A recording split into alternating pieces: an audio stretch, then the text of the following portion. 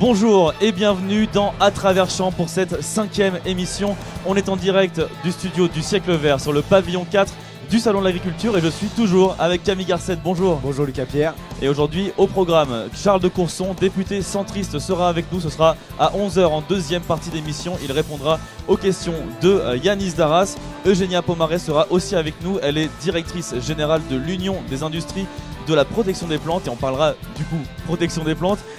Et comme depuis samedi, Camille, producteurs et productrices viendront sur notre plateau pour présenter leurs produits. Aujourd'hui, 2 régions sont mises à l'honneur de nouveau. Ouais, on va commencer par la région Auvergne-Rhône-Alpes. On va découvrir ses saveurs et puis on va finir notre voyage dans la région Grand Est, anciennement l'Alsace, la Lorraine et la Champagne-Ardenne pour ceux qui ne s'en rappelaient plus. Et dans quelques minutes, nous recevrons sur ce plateau Jean-Claude Périquet. Il est le président de la Fédération française de volailles. Et oui, il va pas venir seul parce qu'il va venir avec un coq meusien.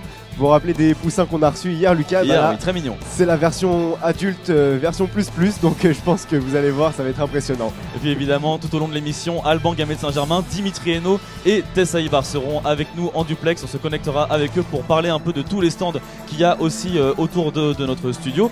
Vous pouvez évidemment réagir tout au long de l'émission au hashtag Siècle Vert. À Travers Champs, 5e émission, ça commence tout de suite.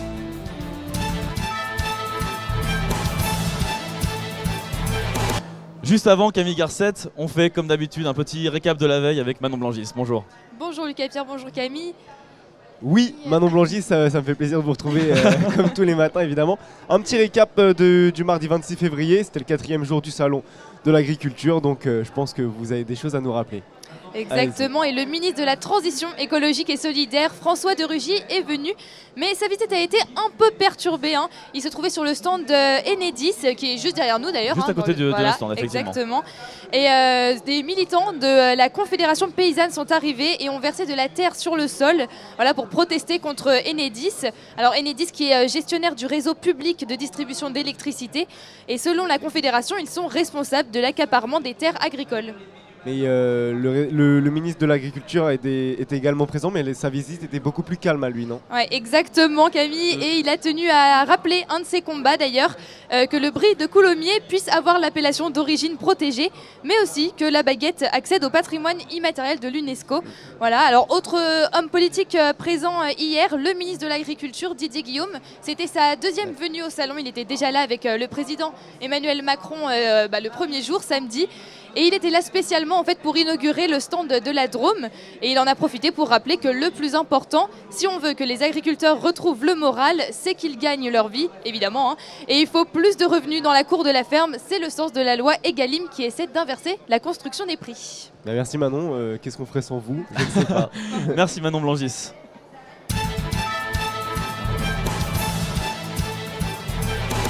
On est maintenant avec Jean-Claude Périquet, Camille Garcette. Vous êtes avec Guillaume Charpin et Jean-Claude Périquet. Oui, alors là, je ne vais pas essayer de le prendre dans mes mains aujourd'hui, mais vous avez une très belle bestiole. Bonjour à vous. Vous êtes président de la Fédération française de volailles et vous êtes venu avec un gros animal et Guillaume Charpin à vos côtés. Alors tout d'abord, Jean-Claude, est-ce que vous pouvez nous présenter un peu ce coq meusien qui est quand même assez conséquent? On s'en souvient, on a eu des poussins hier, c'est vraiment pas la même chose. Oui, donc un coq meusien qui porte le nom, comme son nom l'indique, du département de la Beuse où j'habite. Ce sont des animaux de fort volume, comme vous voyez. Si c'est un coq, la poule est de couleur un peu différente, elle est saumonée. Comme particularité, volaille calme, bonne chair. Particularité physique, 5 doigts aux pattes. Je dis ça parce que les poules ordinaires n'en ont que 4. Ces pattes ont d'ailleurs un petit peu emplumées. D'accord. Et alors, la Fédération française de volaille, il y a beaucoup de gens, je pense, qui ne la connaissent pas. On connaît plus les fédérations sportives que les fédérations avicoles. Est-ce que vous pouvez un peu nous expliquer en quoi consiste votre travail de tous les jours en tant que président de la Fédération française de volaille? Notre fédération regroupe des associations d'éleveurs amateurs. J'insiste là-dessus. Nous ne sommes pas des professionnels. Nous avons tous un métier à côté et notre but c'est de préserver les volailles de race pure qui sans nous seraient déjà disparues. Et alors vous parlez d'éleveurs professionnels, eux aussi ont une association où chaque éleveur est vraiment de son côté et c'est ça qui fait peut-être la différence entre votre fédération et tous les éleveurs professionnels. Oui, l'aviculture professionnelle, bon, nous ne la connaissons pas trop. Je pense qu'il y a des grands groupes, il y a quand même des associations, des instituts qui regroupent un petit peu tout ça. Et au niveau de l'élevage, parce qu'on a tous tendance à avoir dans notre esprit l'idée que les éleveurs professionnels font de l'élevage intensif, que les animaux n'ont souvent pas ou peu de place pour vivre. Est-ce que chez vous, dans votre fédération, avec toutes les associations que vous regroupez, c'est différent? Est-ce que pour vous, vraiment, le bien-être de l'animal est plus important peut-être que chez les professionnels? Effectivement, dans la mesure où ce n'est pas pour gagner notre vie, nos animaux, on les élève de façon traditionnelle. On les fait reproduire au printemps, la période la mieux adaptée. On les élève en plein air et de façon assez extensive et de nourriture équilibrée et complète. Et au salon, on voit assez régulièrement des volailles. Hein. On les voit, elles sont dans le hall 4 ici. Et on en voit de vraiment différentes sortes. Je me suis amusé à me balader dans les stands ou des volailles hier avant de venir vous voir. Et on en voit vraiment qui ont des caractéristiques particulières. Je me souviens par exemple de pigeons qui ont des collerets peut-être. Ouais. Alors qu'est-ce que sont tous ces oiseaux en fait? Est-ce que vous pouvez nous expliquer un peu qui sont-ils, d'où ils viennent? Parce que c'est vraiment des oiseaux qu'on n'a pas l'habitude de voir, que ce soit à la télé ou n'importe où.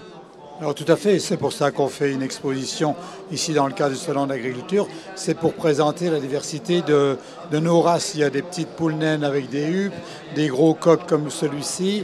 Ce sont des créations d'aviculteurs au cours des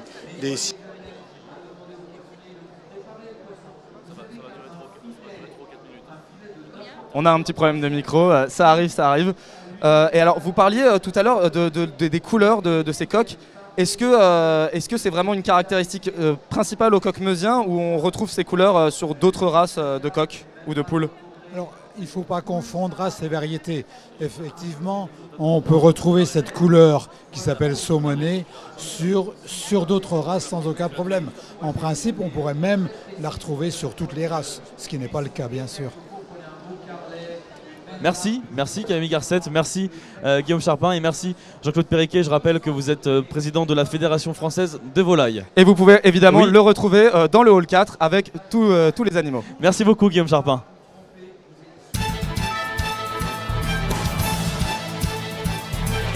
Camille Garcette, on est maintenant avec Manon Blangis de nouveau et avec Yvette Thomas. Bonjour Yvette Thomas. Oui, bonjour. Vous êtes productrice, oui, vous êtes productrice de céréales, voilà. C'est ça. Je suis agricultrice en Charente-Maritime et je produis des céréales. Et je vous laisse entre les mains de Manon Blangis. Et je suis aussi vice-présidente de la coopérative Océalia. Très bien, voilà. Beaucoup de choses, beaucoup de fonctions. Beaucoup de choses.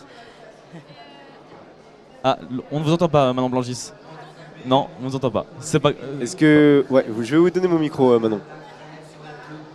Merci Camille Garcette.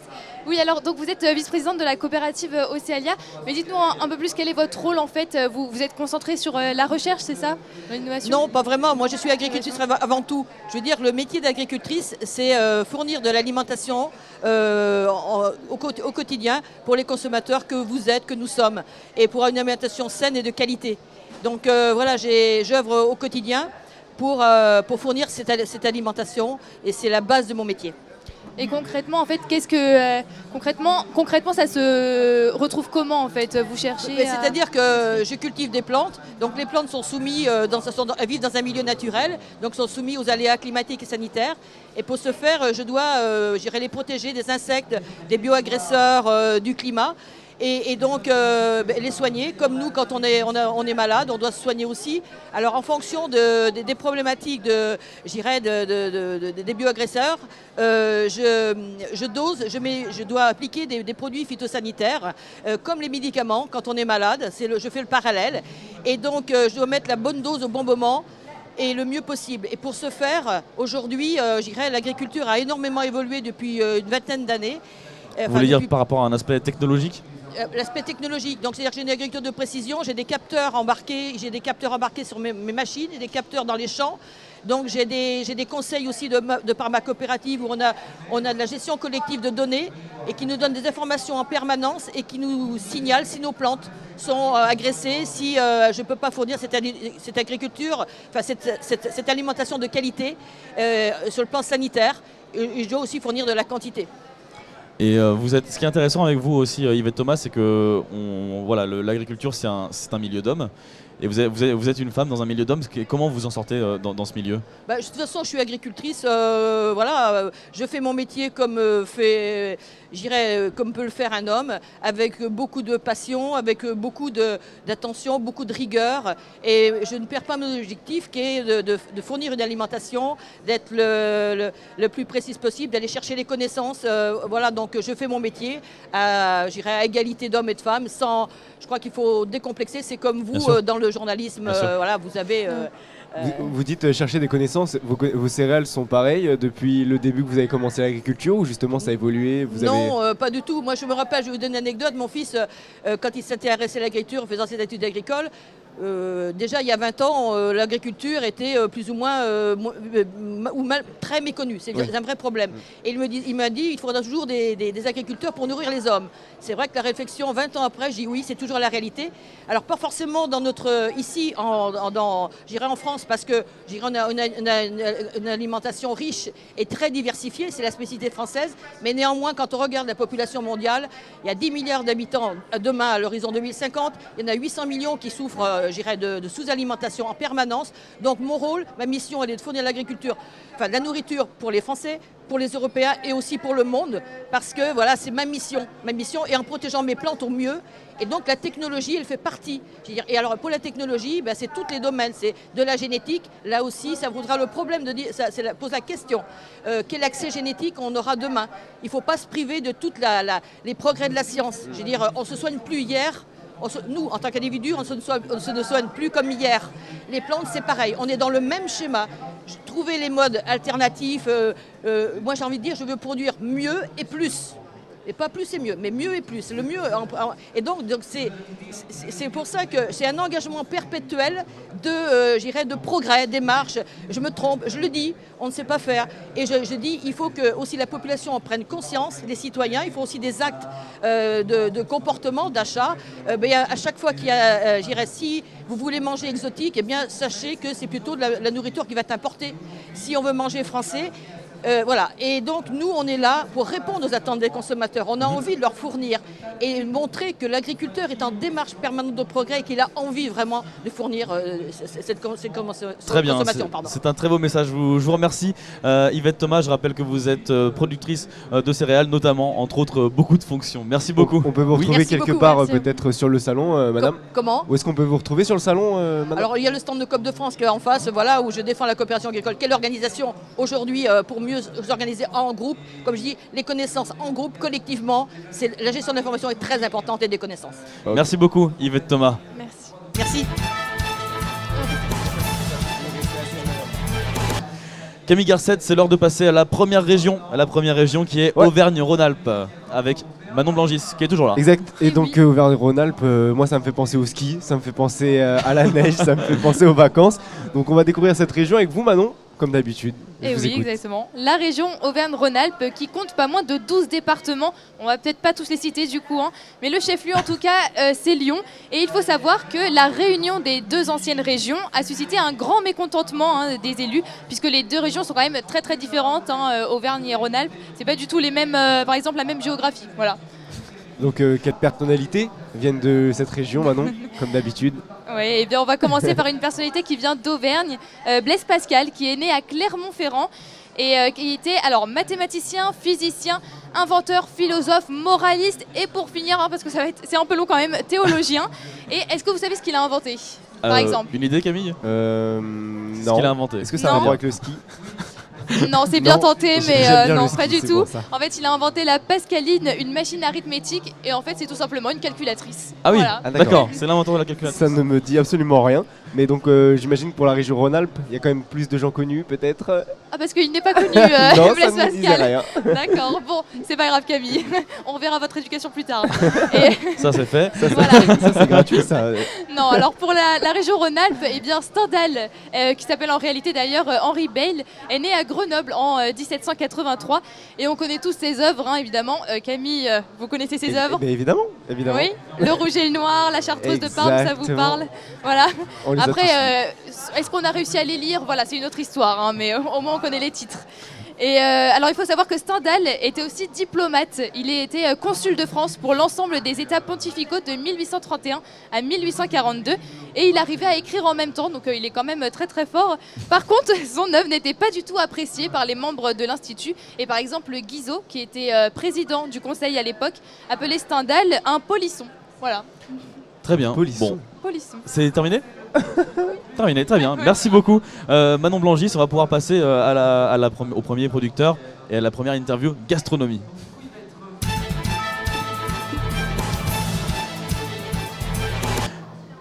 Camille Garcette, vous êtes avec Bastien Cochet et vous allez parler donc des lentilles du Puy-en-Velay, c'est ça? Exactement, nous on a des produits juste ici. Bastien, vous êtes venu avec le représentant, je vous écoute, on vous laisse vous présenter. C'est le micro qui ne marche pas. Je vous apporte le deuxième micro. C'est l'erreur. Voilà. Merci Lucas Pierre. Il n'y a pas de problème, avec plaisir. C'est bon, on m'entend? Parfait. Alors, donc, je suis avec Philippe Boyer, qui est producteur de lentilles et aussi président de l'organisme de défense et de gestion de la lentille du Puy-en-Velay. Donc, le Puy-en-Velay, c'est le seul légume qui est d'appellation d'origine contrôlée. Donc, vous êtes en Auvergne-Rhône-Alpes. Dans l'Auvergne-Rhône-Alpes, il y a la Haute-Loire. Et en Haute-Loire, le Puy-en-Velay. Et quoi de plus représentatif au Puy-en-Velay que la fameuse lentille. Donc elle est cultivée depuis 2000 ans, c'est bien ça, au Puy-en-Velay. Pourquoi est-ce qu'elle pousse spécifiquement dans le secteur du Puy-en-Velay? Au Puy-en-Velay, on est sur une terre volcanique qui donne le goût spécifique de la lentille.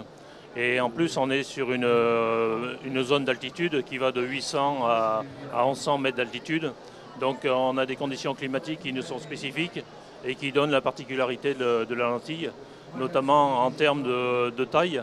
Toute la zone est entourée de massifs montagneux qui sont conséquents. Et pendant la période estivale, la chaleur, les nuages chargés d'humidité qui montent du sud de la France déversent leur humidité sur le contrefort du massif.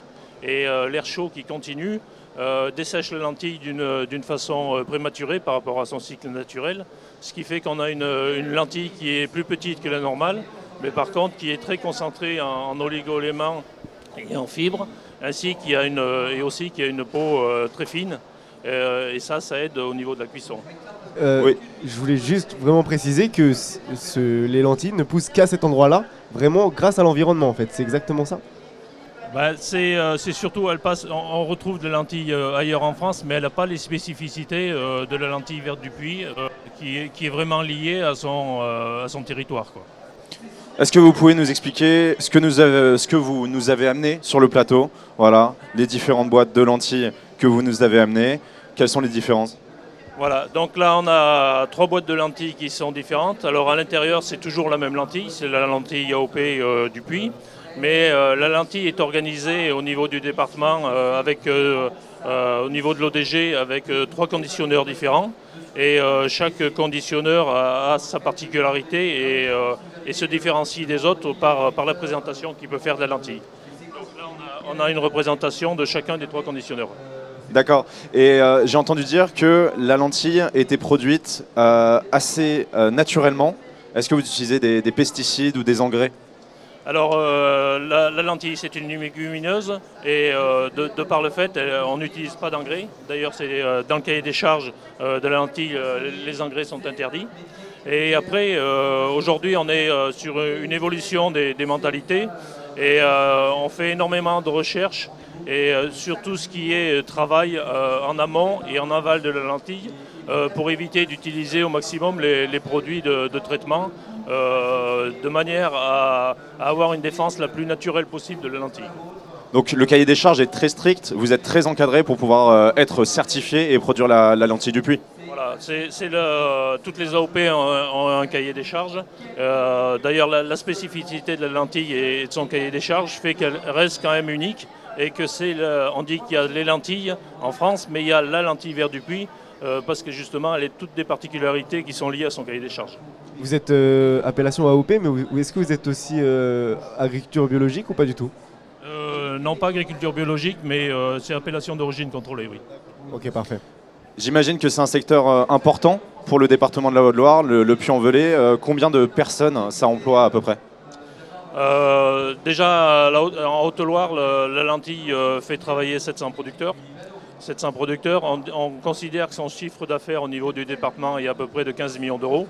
Donc c'est quand même relativement conséquent. Et donc il y a 3 entreprises. La particularité aussi, c'est qu'au niveau des cahiers des charges, donc la production se fait sur la zone AOP. La collecte, forcément, se fait sur la zone AOP, mais et aussi le conditionnement doit se faire sur la zone. Donc c'est tous des emplois qui sont attachés au territoire et c'est quand même quelque chose de vraiment important pour nous.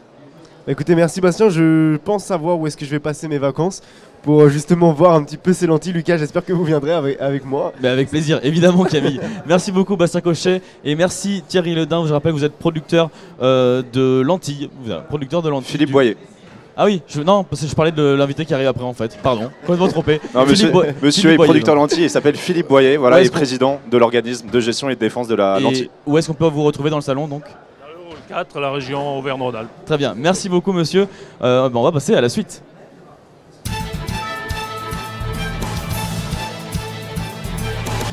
Dans quelques instants, nous reconnecterons avec Alban Gamet de Saint-Germain, Camille, Alban Gamet de Saint-Germain, Dimitri Hainaut et Tessa Ibar, donc qui seront dans le salon d'agriculture pour vous faire visiter un peu tout ça. Et puis dans quelques instants, donc, vous l'avez entendu, je vous ai parlé de Thierry Ledin. Je me suis trompé cette fois-ci c'est bon, c'est le bon. Thierry Ledin, donc qui est producteur de Beaujolais. Tout ça, c'est juste dans quelques instants.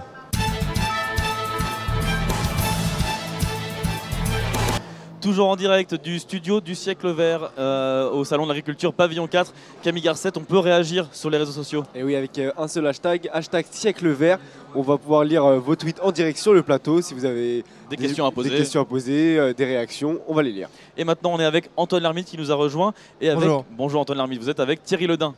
Exactement, Thierry Ledin qui est vice-président de la commission économique et marché de l'Inter-Beaujolais, qui est également viticulteur, qu'on a récupéré donc de pavillon Auvergne-Rhône-Alpes. Bonjour à vous Thierry.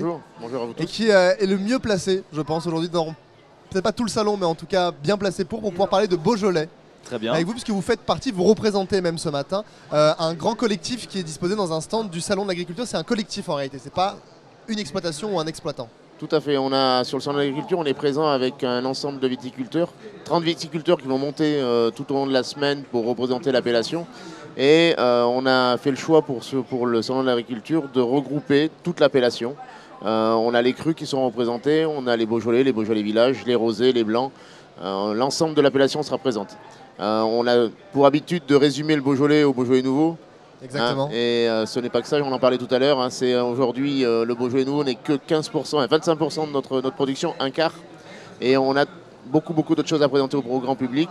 Et c'est pour ça qu'on a réuni la profession depuis maintenant 2 ans et qu'on vient sur le salon de l'agriculture pour présenter nos vins. Alors justement, à titre d'exemple, là on a deux bouteilles qui sont disposées sur la table. Est-ce que vous pouvez nous dire un petit peu ce qu'on a de posé? On a 2 exemples de choses qui sont différentes que le grand public ne connaît pas beaucoup. On va avoir un Beaujolais blanc, puisque aujourd'hui 10% de l'appellation est plantée en blanc. Et il y a une méconnaissance des blancs du Beaujolais, donc on essaie de le faire connaître. Et là on aura un Beaujolais village qui est un élevage en fût de chêne, qui va amener un vin qui est beaucoup plus capiteux, une plus grande longueur en bouche. Donc ça va être des exemples de vins qu'on va pouvoir leur proposer sur le stand pour qu'ils redécouvrent nos vins différemment. Justement, vous parlez du stand. Ce stand, il a une petite particularité par rapport à beaucoup d'autres stands qu'on peut trouver dans le pavillon 3 du salon. C'est que c'est vraiment, on peut le dire, c'est une sorte de bar géant. On peut le dire comme ça, un vrai bar qui fait l'angle et qui se démarque beaucoup des autres stands. C'est donc pour ça que vous y êtes allé, Antoine, je me disais bien. Je suis démasqué. C'est exactement. On vous voit tous passer. Hein. On y passe tous avec un regard un peu coupable. Non, mais justement, pour être un peu plus sérieux quelques secondes, c'est vraiment l'idée aussi de se démarquer là-dessus et d'être au final vraiment une sorte de repère un petit peu de bar, il n'y a pas d'autre mot, de bar au milieu de vrais stands finalement. Oui, complètement. Le fait de revenir sur le salon de l'agriculture depuis 2 ans, l'objectif c'était de refaire déguster les vins. Le grand public aujourd'hui connaît les vins de toute région, mais n'a pas le marqueur Beaujolais en tête, et quand il va dans un supermarché ou chez un caviste, il va prendre une bouteille, mais il va prendre plutôt autre chose parce qu'il connaît. Aujourd'hui, il y a une méconnaissance de nos vins, donc à travers un bar au sein de l'agriculture, on va pouvoir leur faire déguster l'ensemble de nos vins. Et là, on a un objectif de refaire découvrir les vins à travers le goût, à travers la dégustation. On a un deuxième objectif, c'est que nos viticulteurs qui ont douté pendant une certaine période de ce qu'ils faisaient ou qui avaient un doute, quand ils repartent d'ici, quand ils ont eu le contact avec le consommateur, et quand le consommateur leur dit mais c'est bon, ils repartent d'ici avec une banane, celle autour de la bouche, la fameuse, mais ils sont heureux de repartir, et ils sont gonflés à bloc pour les années à venir. Eh bien, merci beaucoup Antoine Lhermitte, merci Thierry Ledin d'avoir discuté avec nous un peu de Beaujolais. Où est-ce qu'on peut vous retrouver exactement au salon? Alors on est dans le hall 3, le hall des régions, oui. Allez G et le stand 128. Vous verrez, vous ne pouvez pas le rater, c'est un grand bar avec une belle enseigne, et on est au plein milieu du salon. Très bien, merci beaucoup Thierry Ledin, je rappelle que vous êtes donc producteur de Beaujolais.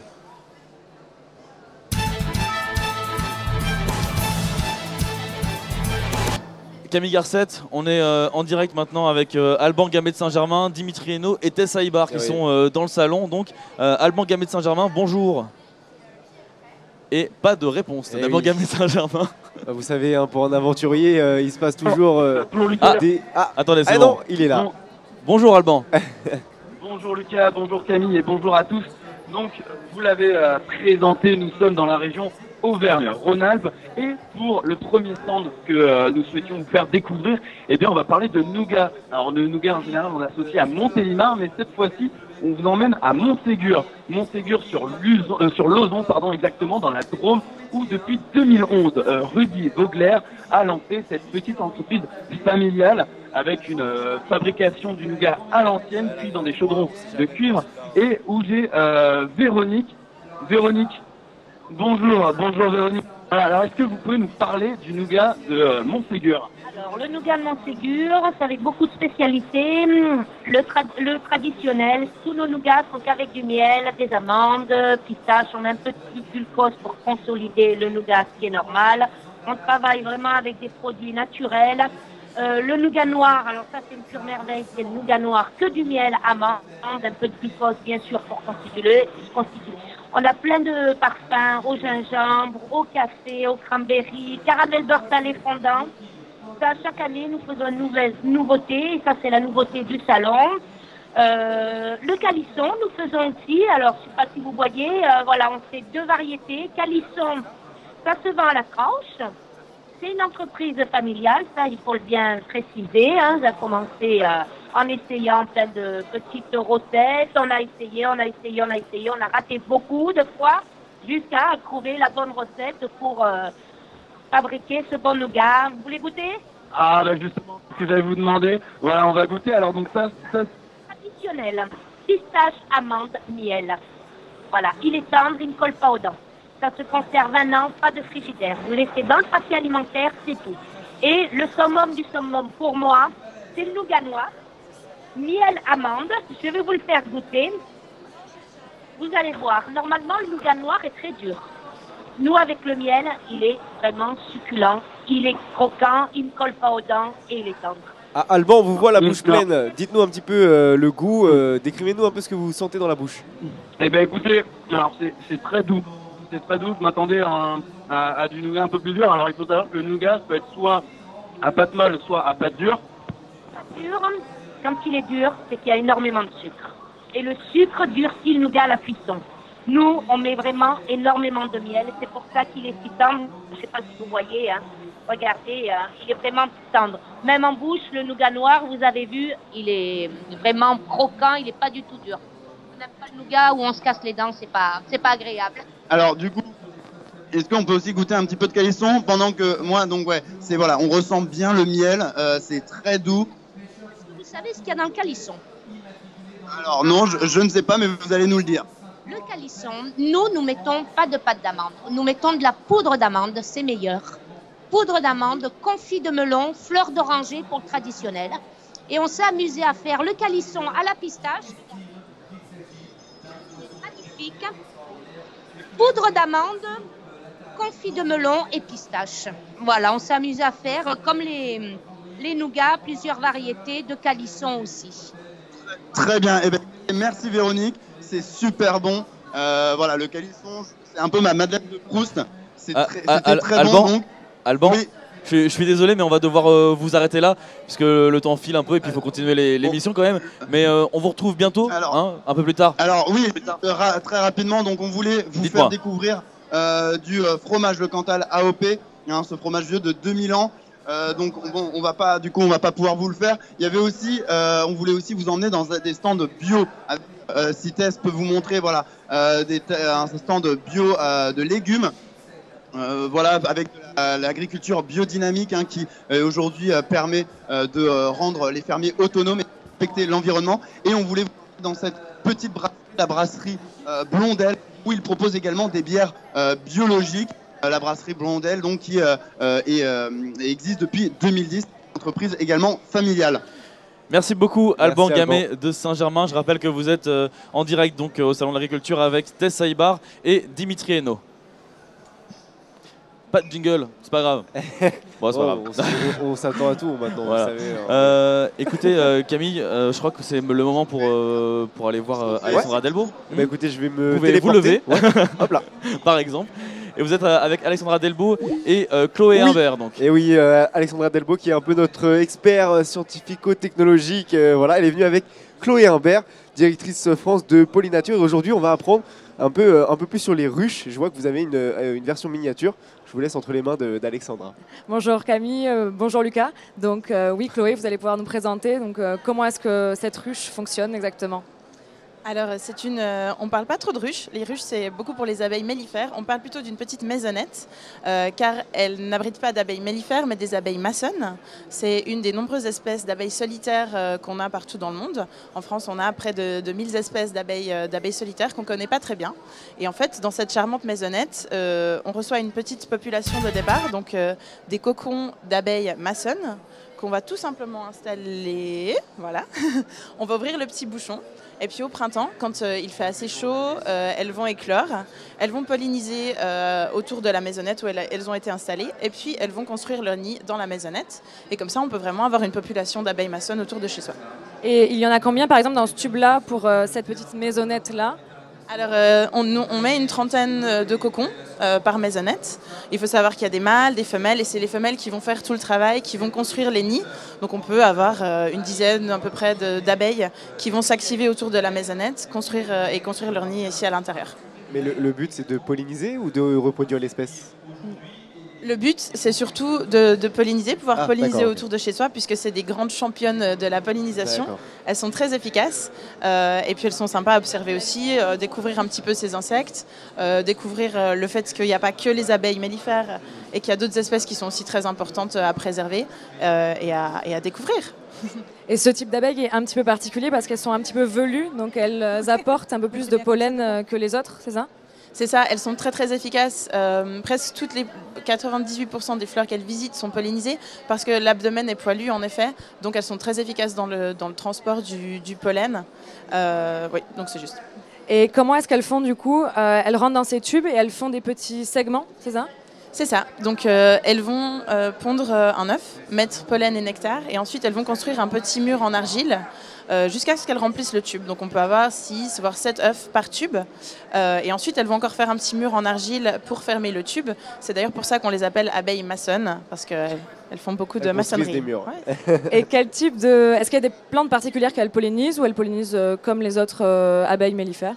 Alors elles ont bien entendu leurs préférences. Elles sont grandes amatrices d'arbres fruitiers. Mais après, elles aiment aussi beaucoup des fleurs sauvages, d'où l'intérêt de mettre des plantes sauvages dans son jardin pour attirer d'autres pollinisateurs. Elles aiment beaucoup, par exemple, le muscari ou l'étoile bleue. C'est des plantes printanières qui sont très très jolies et très colorées, donc c'est intéressant de leur mettre à disposition. J'imagine que ça aussi, une dernière question, Camille. Oui, ça doit être très pratique juste pour elles, parce que ça leur fait un habitat qui n'est pas naturel, mais qui est fabriqué par vous, et je pense que ça peut justement aider à reproduire l'espèce et à pérenniser les abeilles.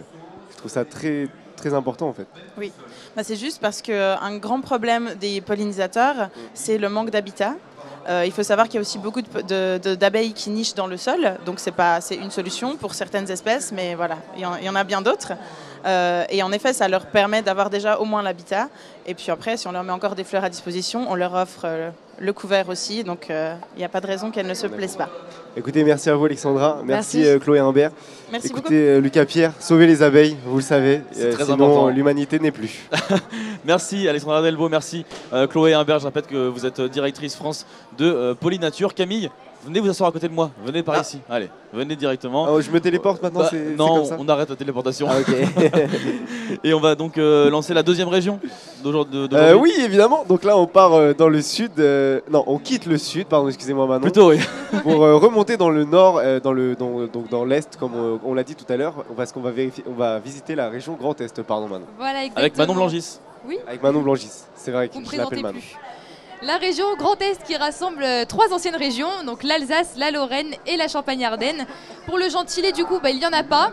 Du moins, il reste ceux des anciennes régions, donc alsaciens, champenois et lorrains. Et d'ailleurs, il y a plusieurs langues régionales, voilà, mais qui sont du même nom.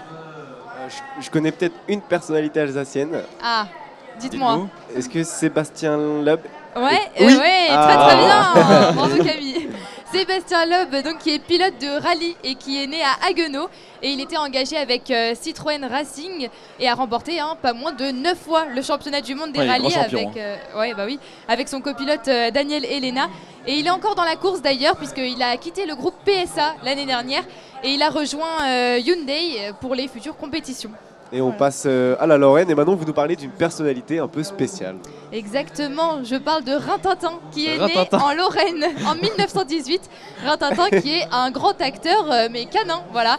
Donc je parle bien d'accord. du berger allemand qui a tourné dans énormément de films comme On the Border de William McGann. Mais il a surtout eu le droit à sa série, à son nom d'ailleurs, Rintintin, et qui a été créée par Lee Duncan. Et la diffusion se fait de 1954 à 1959. Donc vous vous doutez bien en fait que c'est pas le Rintintin original, si je puis dire, qui joue dedans, mais plutôt le 4e descendant de Rintintin. Voilà. Incroyable, c'est un peu Rantanplan en fait, c'est le Rantanplan français. Exactement, d'accord, voilà. C'est exactement ça. Merci beaucoup Manon Blangis pour la présentation de cette région Grand Est.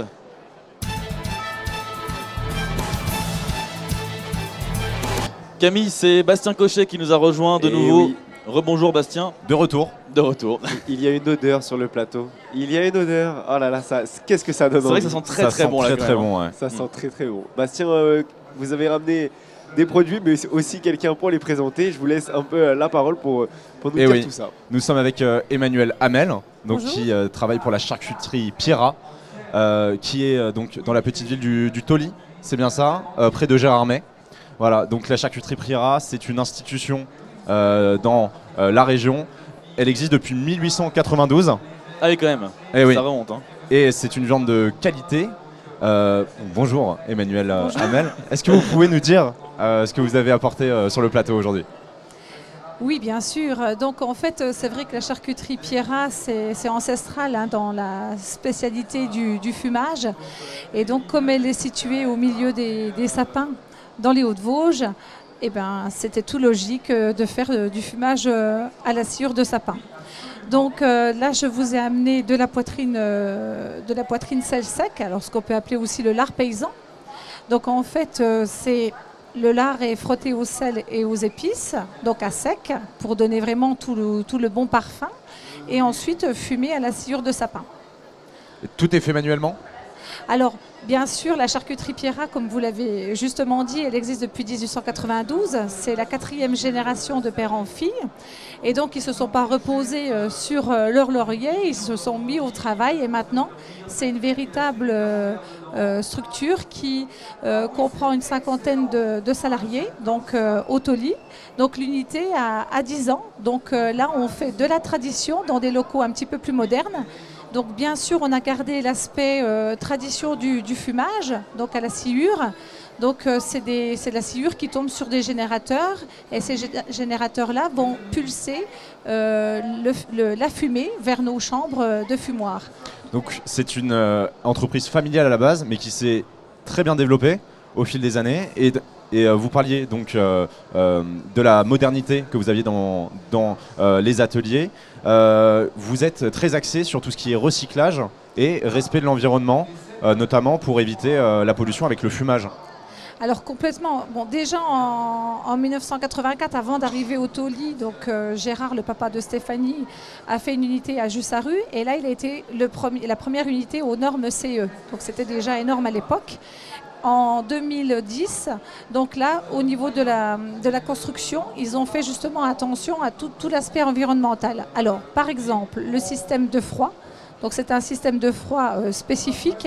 Ça a été la première unité en France pour tester cette technique. Et donc toutes les calories qui sont créées, qu'on a besoin pour faire le froid, sont récupérées par des générateurs.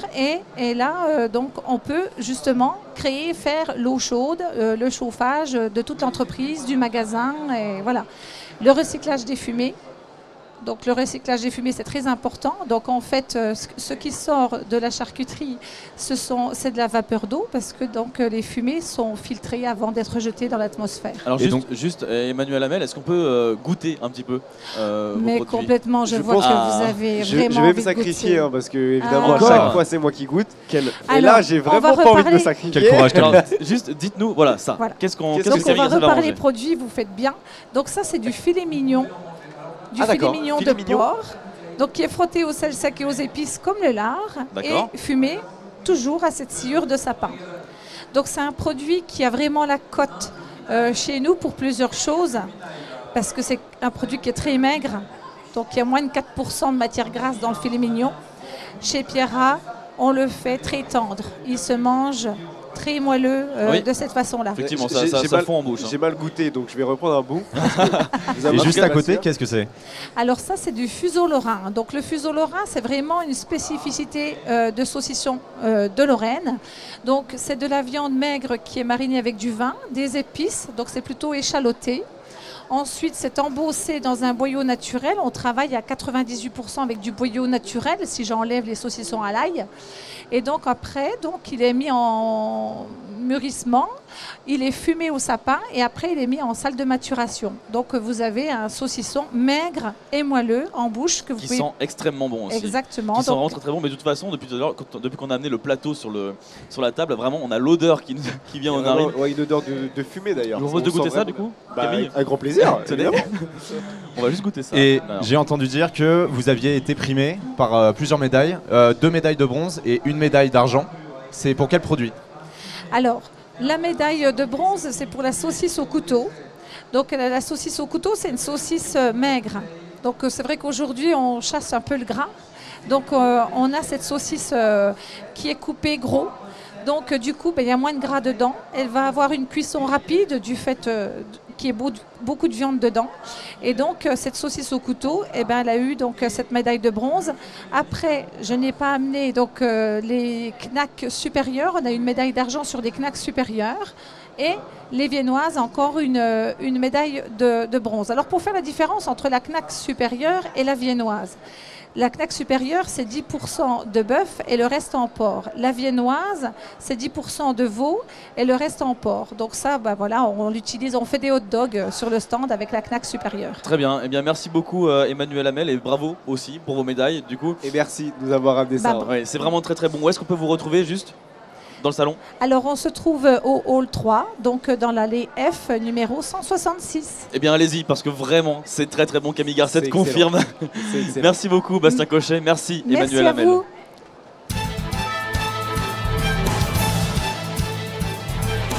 Dans quelques instants, on sera de nouveau en direct avec Alban Gamet de Saint-Germain, Dimitri Hainaut et Tessa Ibar, donc qui se baladent dans le salon et qui mangent bien, boivent bien aussi. Et puis on retrouvera également Guillaume Charpin, non pardon, Antoine Lermite. C'est Antoine Lermite qui viendra avec Angélique Chanuc. Tout ça, c'est dans quelques instants.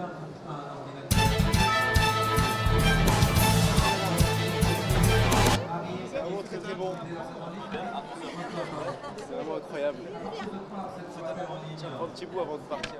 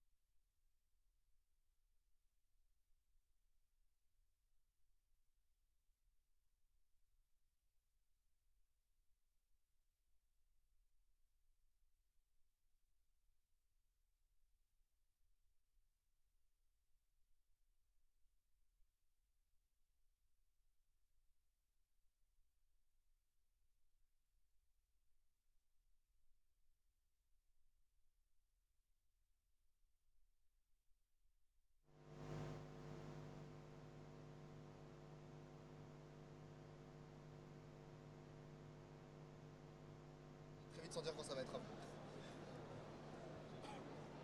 Merci.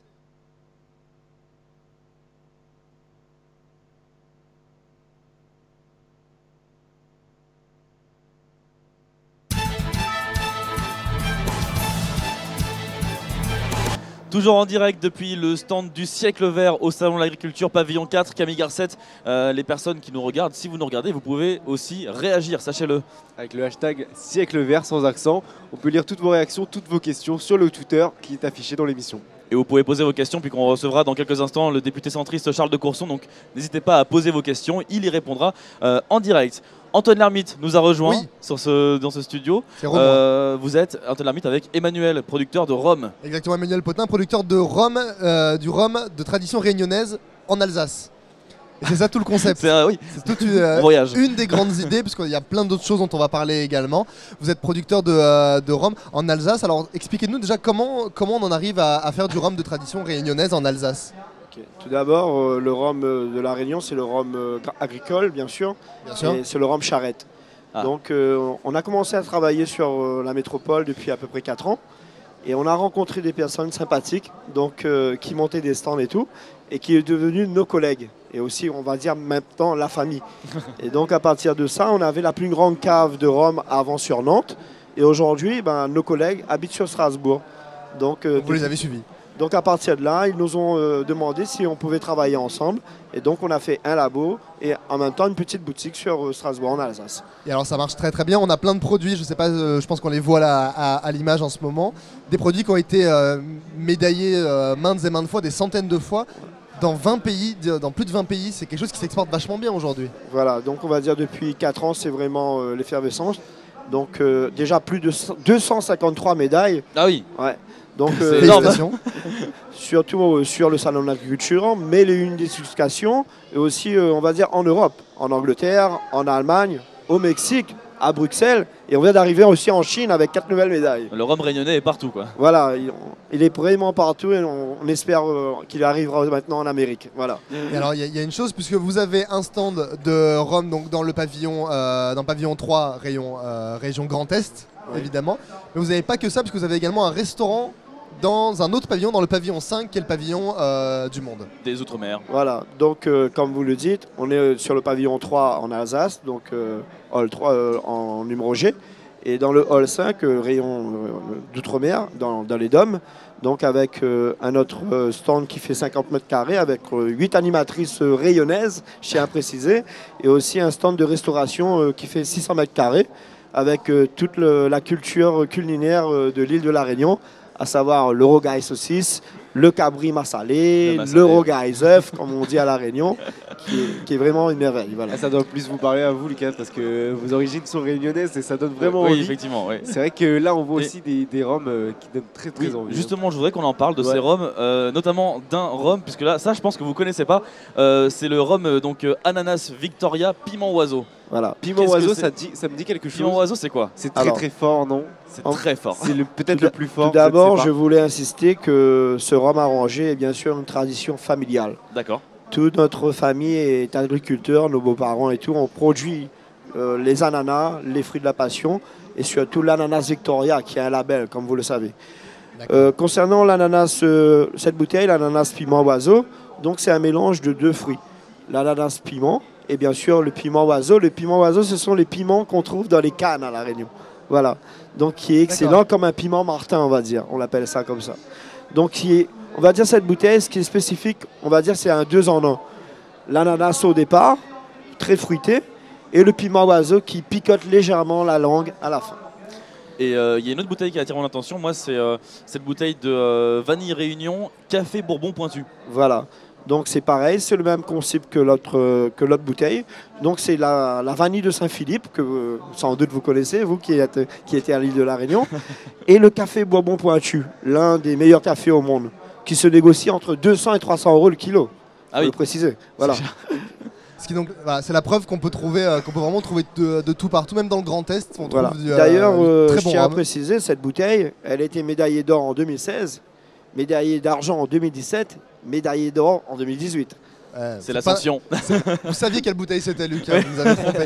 Alors, on parlait d'un autre produit, une dernière question peut-être. Non, allez-y, Antoine. J'ai le temps. Il n'y a pas de souci. On parlait d'un autre produit, on parlait de vinaigre. Oui. Juste avant, vous faites maintenant du vinaigre aussi. Là, ça m'étonne un peu cette histoire de vinaigre. Donc, depuis le mois de décembre, on est en train de négocier d'autres concepts, d'autres formes de produits. Et comme on avait trouvé ce concept de faire le rhum arrangé avec les fruits à l'intérieur, pour avoir vraiment toute la tradition artisanale, les fruits avec la coloration, la couleur des îles. Donc on est arrivé sur le nouveau concept des vinaigrettes. Donc avec aussi le fruit à l'intérieur. Donc vinaigre d'alcool blanc avec le fruit à l'intérieur, qui permet d'avoir en ce moment 10 variétés de vinaigre, quel que ce soit la vanille, le fruit de la passion, l'échalote, etc. Donc prochainement sur le site, on aura 10 recettes pour les 10 vinaigres. Et donc on a reçu aussi 4 médailles déjà pour ce vinaigre depuis le mois de décembre. Et bravo encore une fois. Merci beaucoup Emmanuel pour avoir présenté un peu tous ces produits surprenants effectivement, puisque bon oui, c'est vrai que du rhum réunionnais en Alsace, c'est pas tous les jours à mon avis. Il fallait le faire. Fallait le faire effectivement. Donc merci beaucoup, bravo encore pour vos médailles. Merci Antoine Lermite. Merci pour tout. Au revoir.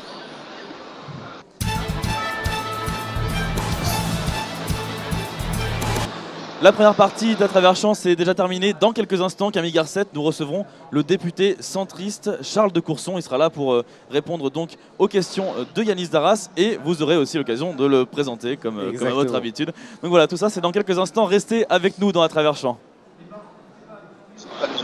Ah pardon, oui c'est vrai. J'avais un peu oublié cette petite chose. Excusez-moi. Je tiens à m'excuser. Désolé Alban. Alban, est-ce que vous m'entendez ? Allô Alban. Alors, Bon, on y va. Oui, voilà. Alors, je sais pas si on est en duplex, je ne vous entends pas. Ah, on nous entend pas. Si, allô. Voilà, là, bon, là, je vous entends pas très bien. Et donc, nous sommes toujours dans la région Grand Est, pavillon 3, où nous allons vous faire découvrir la Maison Boulanger. La Maison Boulanger qui est une entreprise familiale à Colombey-le-Bel, pas loin de Nancy, où je suis avec Gisèle. Gisèle qui va nous présenter donc les produits. Bonjour. Alors parlez-nous un peu de cette entreprise familiale. On travaille avec nos enfants. Nos enfants nous ont racheté depuis 11 ans. C'est une entreprise avec 28 personnes parce qu'on fait tout à la main. Et on a des spécialités qui sont vraiment propres à notre entreprise. Le Kugler Mirabelle, le pâté lorrain et le bouchon lorrain, qui sont des créations de notre fils. Très bien, oui, j'ai vu que les recettes étaient 100% familiales. Alors, Tess, si vous pouvez montrer, parce que Dimitri, notre gourmand, il est en train de goûter quelque chose. Alors, qu'est-ce que vient de goûter Dimitri ? Dimitri vient de goûter du Kugler à la Mirabelle. C'est un levain Mirabelle avec des Mirabelles pochées, un glaçage Mirabelle le fruit, plus un peu d'eau de vie de Mirabelle. C'est la recette du baba de Stanislas qu'on a modifiée. Eh bien, merci beaucoup Gisèle. On va demander à Dimitri ce qu'il en a pensé. Si du coup Tess peut vous montrer aussi, voilà, on va donc, vous avez parlé de rhum, et encore du rhum aussi, le rhum d'Anjulac. On va avancer un petit peu. Vous avez de tout dans la région Grand Est. On a du vin, on a bien sûr des confiseries pour les plus petits, mais même les plus grands. Vous avez aussi de la charcuterie sur votre gauche, de la charcuterie, des spécialités, lorraine. Et on arrive ici à Ardouenne, cette brasserie familiale où Daniel est occupé. Voilà, c'est une entreprise familiale qui est créée depuis 2006 à Launois-sur-Vence avec donc Daniel. Bonjour, est-ce que vous pouvez nous parler un peu de votre entreprise ? Alors notre entreprise est une brasserie artisanale située dans les Ardennes qui a été créée il y a 13 ans maintenant. Et on a commencé à zéro pour faire une bière blonde. Et aujourd'hui, nous avons une gamme de 8 bières différentes qui se présentent en bouteille de 33, en bouteille de 75, en magnum, en fût de 20 litres et en fût de 30 litres. Et alors pour les connaisseurs, vous avez quoi ? Vous avez de la blonde, vous avez de l'ambrée, vous avez tout ? On a une gamme qui va de la blanche, la blonde, l'ambrée, la bière à la cerise, l'obscure, c'est une bière blonde un peu typée, l'avoinique, l'Avoinique bleue, qui est une bière houblonnée, et l'Avoinique rouge, une bière fruitée, et la bière de Noël. Très bien. Alors justement, Dimitri, le gourmand de cette rédaction, encore après les pâtisseries, vous êtes en train de nous goûter une bière. Alors qu'est-ce qu'on vient de servir à Dimitri là? Ah, c'est la blonde, c'est la rouenne. Alban, La bière blonde, qui est une bière blonde qui a obtenu un prix d'excellence au concours de Londres l'an dernier. C'est une très bonne bière, typée également, puisque on lui incorpore un houblon un peu particulier qui lui donne un goût particulier qui plaît beaucoup. Elle est rafraîchissante et elle dose 5,5 d'alcool. Elle n'est pas très alcoolisée. À boire avec modération, bien sûr.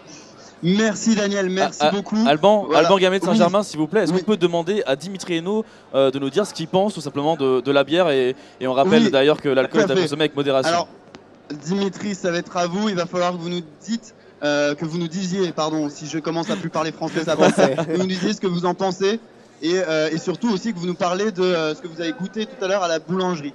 Alors, à la boulangerie, c'est très simple, ça se mange tout seul. Ça se mange vraiment tout seul, c'est bien, c'est fruité, c'est bon, c'est tout simple, c'est vraiment, ça va parfaitement sur tout. Et là, sur les bières Ardouenne, comme on disait, il y a un goût un peu particulier avec un houblon différent qu'on le sent. On sent vraiment la différence. 5,5% d'alcool, je vous le dis tout de suite, même si c'est à consommer avec modération, on le sent pas. Vraiment, ça se boit tout seul. En plus, bien frais après avoir mangé un petit morceau. C'est parfait.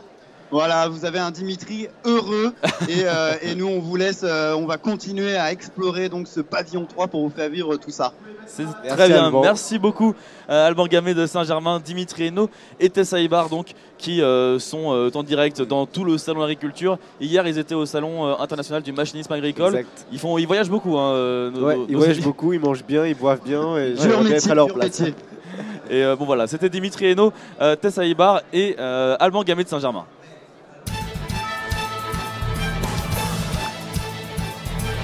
Voilà, maintenant c'est terminé, la première partie. Là c'est bon. Là c'est bon. On peut passer à la seconde partie. Donc Camille, comme je le disais tout à l'heure, on va recevoir maintenant le député centriste Charles de Courson qui sera avec nous pour répondre donc aux questions.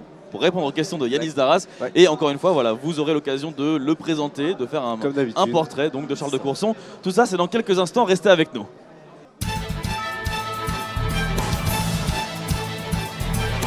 Toujours en direct depuis le studio du Siècle Vert au Salon de l'Agriculture Pavillon 4 et vous pouvez toujours réagir sur nos réseaux sociaux, sur Twitter avec le hashtag Siècle Vert et poser vos questions à Charles de Courson, député Les Centristes qui vient de nous rejoindre. Bonjour Charles de Courson. Bonjour. Alors Charles de Courson, on est avec Camille Garcette aussi. Camille Garcette, bonjour. Bonjour Lucas Pierre, bonjour Charles de Courson. Camille va vous présenter, il va faire votre portrait. Il a sa façon à lui, bien propre à lui de le faire. Je vous laisse écouter et on réagit juste après.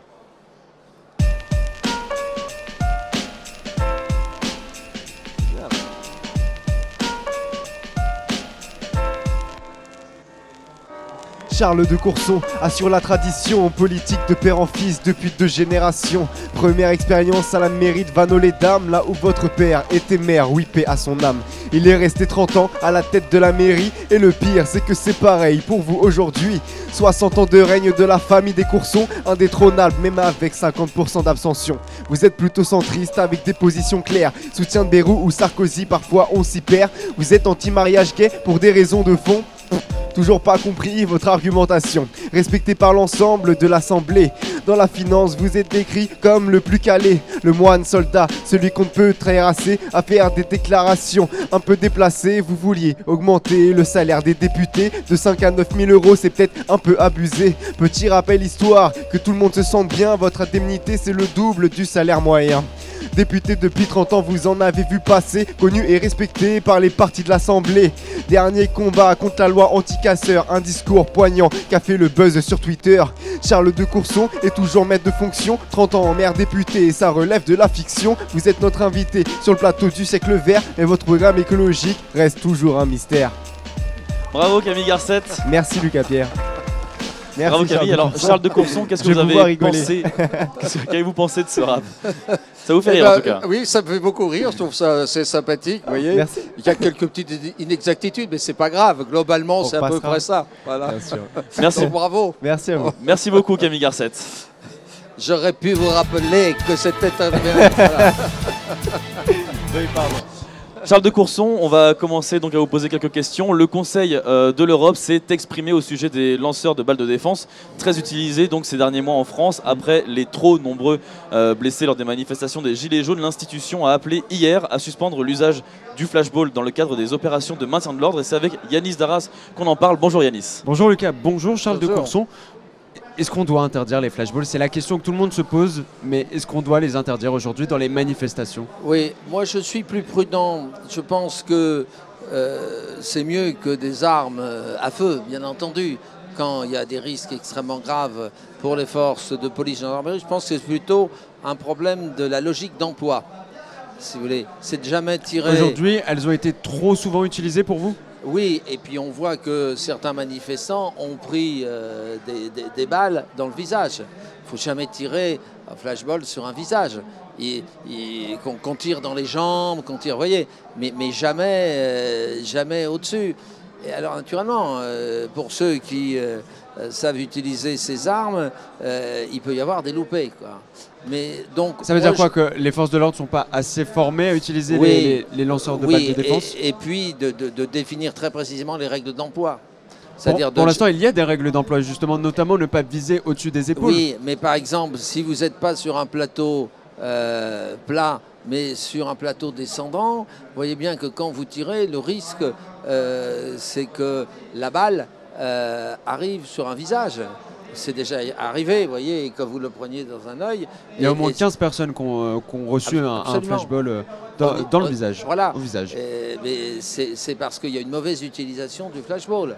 Alors, est-ce que la France a raison de s'entêter à l'utiliser pendant les manifestations? Bon, moi, je dirais, c'est plutôt un problème de logique d'emploi, c'est-à-dire de bien définir les critères, qu'on ne l'utilise premièrement que dans des cas extrêmes et qu'on tire à hauteur de la ceinture. Mais qu'est-ce que vous appelez des cas extrêmes, justement? Des cas extrêmes, c'est quand vous avez des manifestants extrêmement violents qui s'attaquent aux forces de l'ordre.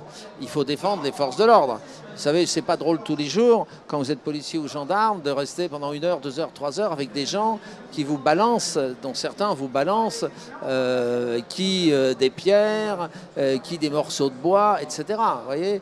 Or, les ordres d'utilisation des forces de l'ordre, c'est, dans toute la mesure du possible, éviter le contact.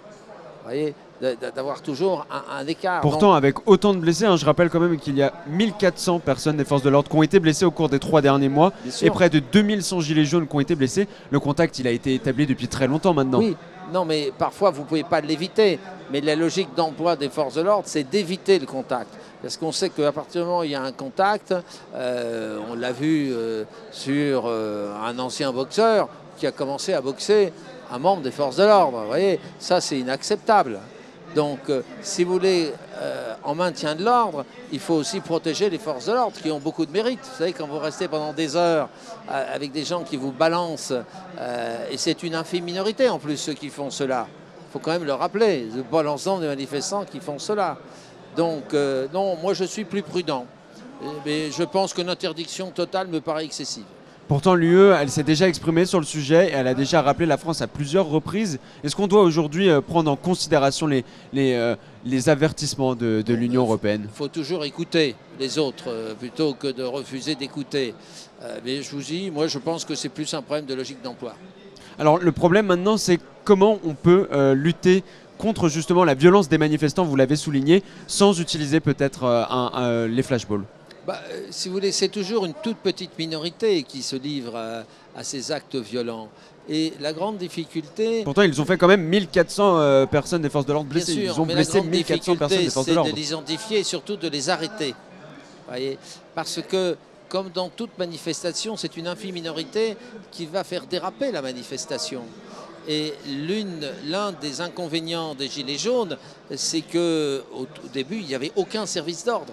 Tout le monde sait que quand vous organisez des manifestations, il faut absolument un service d'ordre pour éviter la pénétration d'éléments incontrôlés. qui ne sont pas là du tout pour défendre les thèses que défendent les manifestants. Donc en fait, ce n'est pas casser. l'utilisation du flashball qui est problématique, mais le fait que les manifestations des Gilets jaunes ne soient pas assez encadrées pour vous?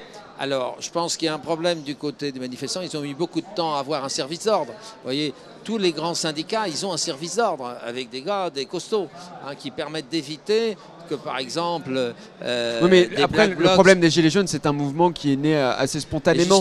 Mais justement. En quelques mots, Charles de Courson. Donc on ne peut pas leur demander d'avoir autant de services d'ordre que des syndicats déjà expérimentés. Quand vous organisez une manifestation, vous avez une responsabilité en la matière. Donc il faut faire attention, parce que si ça dérape, votre responsabilité peut être engagée. Donc il faut absolument se doter des moyens internes du point de vue des manifestants pour maintenir l'ordre et la cohésion du mouvement. Merci Charles de Courson, merci Yanis Darras.